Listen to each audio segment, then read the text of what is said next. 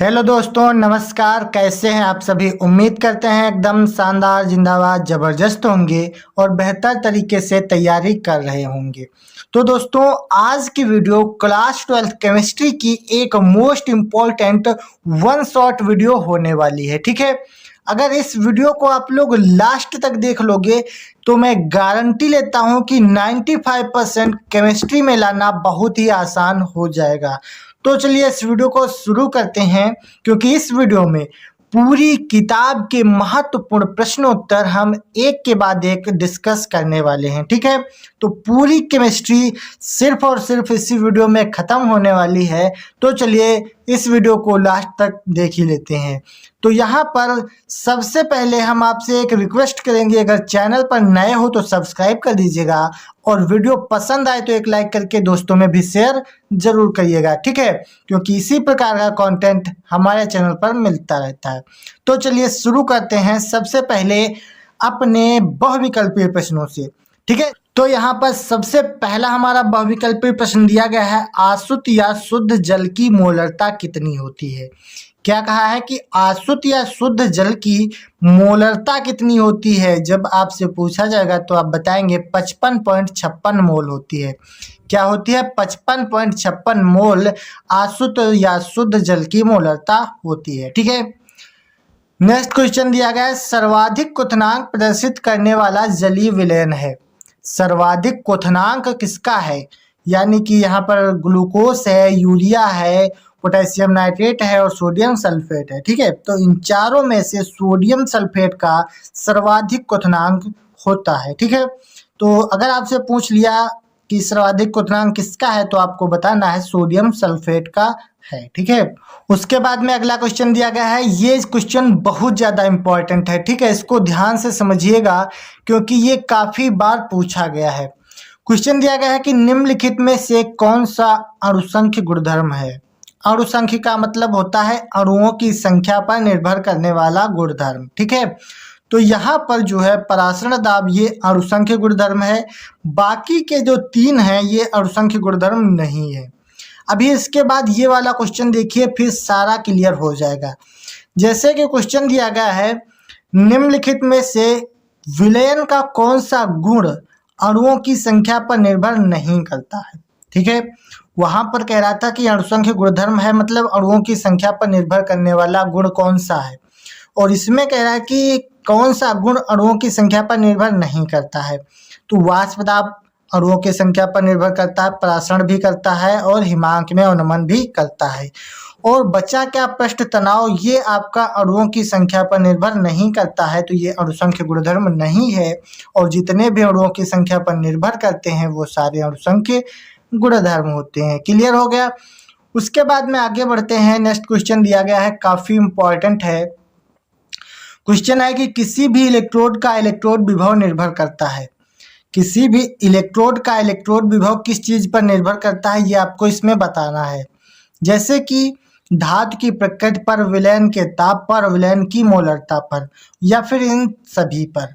तो इलेक्ट्रोड का इलेक्ट्रोड विभव इन सभी पर निर्भर करता है, तो ऑप्शन नंबर 4 इन सभी पर राइट आंसर हो जाएगा। इस प्रकार से आपको हल करने हैं। ठीक है, अगला और लास्ट क्वेश्चन दिया गया है, बहुत इंपॉर्टेंट है। विशिष्ट चालकता की इकाई है। विशिष्ट चालकता की इकाई है सेंटीमीटर इनवर्स और ओम इनवर्स। ठीक है, ये आपको याद रखना है, इसमें कंफ्यूज होने की कोई ज़रूरत नहीं है। अगर आपसे पूछा जाएगा विशिष्ट चालकता की इकाई क्या है तो आप बताएंगे सेंटीमीटर इनवर्स और ओम इनवर्स। ठीक है, क्लियर हो गया। उसके बाद में अब हम अगले क्वेश्चन की तरफ बढ़ते हैं, जो हमारे नेक्स्ट क्वेश्चन है सबसे ज़्यादा इम्पोर्टेंट, और यहाँ से 2-2 नंबर और 3-3 नंबर वाले क्वेश्चन पूछे जाते हैं। ठीक है, तो हमारा पहला क्वेश्चन दिया गया है, कोलराउस नियम पर संक्षिप्त टिप्पणी लिखिए। ठीक है, कोलराउस नियम क्या होता है, उसकी सीमाएं क्या होती हैं। आगे बढ़ते हैं। तो कोलराउस नियम पर संक्षिप्त टिप्पणी अगर कह रहा है तो इसमें हम लिखेंगे, इस नियम के अनुसार किसी विद्युत अपघट्य की मोलर चालकता अनंत तनुता पर उसके धनायनों तथा ऋणायनों की मोलर चालकताओं के योग के बराबर होती है। इस वीडियो को अंत तक देखिए मेरे भाई, इतनी क्लैरिटी आपको आ जाएगी कि आप आसानी से सारे क्वेश्चन हल कर पाओगे। तो वीडियो को अंत तक जरूर देखिएगा और पसंद आए तो एक लाइक जरूर करिएगा, ठीक है। तो कोलराउस नियम पर संक्षिप्त टिप्पणी आप लिखेंगे कि इस नियम के अनुसार किसी विद्युत अपघट की मोलर चालकता अनंत तनुता पर उसके धनायनों तथा ऋणायनों की मोलर चालकताओं के योग के बराबर होती है, ठीक है। अब यहाँ पर देख लीजिए, जैसे मोलर चालकता लैम्डा m इनफाइनाइट है, ठीक है, और बराबर positive lambda naught infinite plus negative lambda naught infinite. मतलब कह रहा है कि यहाँ पर एक पॉजिटिव होगा एक निगेटिव होगा, यानी कि NaCl जब हम लेते हैं तो NaCl बराबर होता है Na प्लस Cl माइनस, ठीक है। उसी प्रकार से यहाँ पर हो जाएगा Na plus lambda naught infinite plus Cl minus lambda naught infinite. ये आप लोग अपने हिसाब से रख सकते हैं, ठीक है। अगला क्वेश्चन है बहुत ज़्यादा इम्पोर्टेंट और ये भी काफ़ी बार पूछा गया है, ठीक है। तो क्वेश्चन दिया गया है निर्नष्ट समीकरण क्या है। कौन सा निर्नष्ट समीकरण क्या है, इसका आपको डेरिवेशन भी करना होता है, लेकिन फिलहाल 3 नंबर में या 2 नंबर में पूछा जाएगा तो आपको इतना ही लिखना होता है, ठीक है। इसमें हम लिखते हैं इलेक्ट्रोड विभव तथा विलयन के सांद्रण के मध्य संबंध को दर्शाने वाली समीकरण निर्नष्ट समीकरण कहलाती है। क्या कहा गया है कि इलेक्ट्रोड विभव तथा विलयन के सांद्रण के मध्य संबंध को दर्शाने वाली समीकरण निर्नष्ट समीकरण कहलाती है, ठीक है। यहाँ पर समीकरण होती है E बराबर E0 minus 2.303 RT upon NF log 10 base 1 upon M plus, ठीक है। क्या बताया हमने, आपको समझ में नहीं आया होगा, कोई दिक्कत नहीं है। इसको आप लोग जब याद करोगे, लिखोगे 2-3 बार, तब आसानी से याद हो जाएगा। फिलहाल आप स्क्रीनशॉट ले लीजिए और इसको याद करने की कोशिश कीजिए, ठीक है। नेक्स्ट क्वेश्चन है, काफ़ी ज़्यादा पूछा जाता है 2 नंबर में। क्वेश्चन दिया गया है शून्य कोट की अभिक्रिया से आप क्या समझते हैं, ठीक है। अगर ये 5 नंबर में आ जाएगा तो आपको इसका क्या करना होगा, पूरा डेरिवेशन, शून्य कोट की अभिक्रिया का पूरा डेरिवेशन अगर आता है तो आपको 5 नंबर मिलेंगे। अगर सिर्फ पूछा जाता है शून्य कोट की अभिक्रिया क्या होती है तो आपको 2 नंबर मिलेंगे, ठीक है।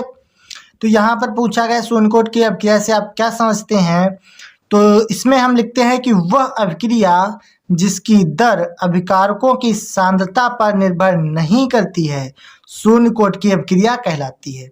मतलब वह अभिक्रिया जिसकी दर जो है अभिकारकों की सांद्रता पर निर्भर नहीं करती है वो शून्य कोट की अभिक्रिया कहलाती है।